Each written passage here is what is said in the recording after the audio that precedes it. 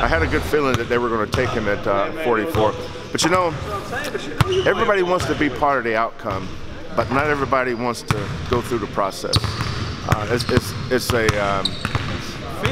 It's almost like being a father or a grandfather and watching your son or your grandson accomplish something life-changing, and then you sit back and just be proud.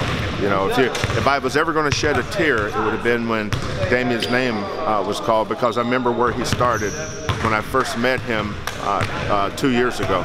All credit goes to Dot. He's done a great job of finding a niche. The one thing that we keep emphasizing to our kids, you've got to have something you hang your hat on. Who are you as a player? What do you do? And Dot transformed himself into a great shooter. And that's just repetition and practice, attitude and effort. And he was a master of those things. I said, here's what I want you to do. Have your video guys go to our game at Memphis. The game at Memphis. And just break down his shot attempts in that game.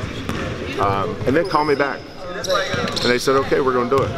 I didn't know if they were going to do it or not. But about 40 minutes later, they called back. And it was like texting somebody, OMG.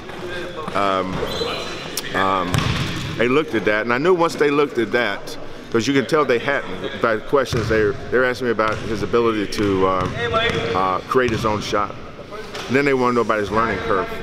You know, I just can remember, you know, whether it's Coach Brooks or Coach Kellen doing a scouting report,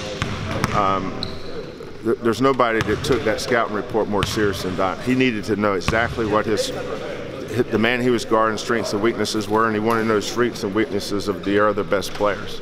But he was a guy that really followed directions well, followed instructions well, very coachable kid. But after they saw that Memphis tape, I don't think there was any doubt that but Dot's an NBA player. You know, having coached in that league for 6 years, I know what they look like. And not every kid looks like an NBA player. But Dot and Lori, can't tell you how thrilled I am for them to have this opportunity.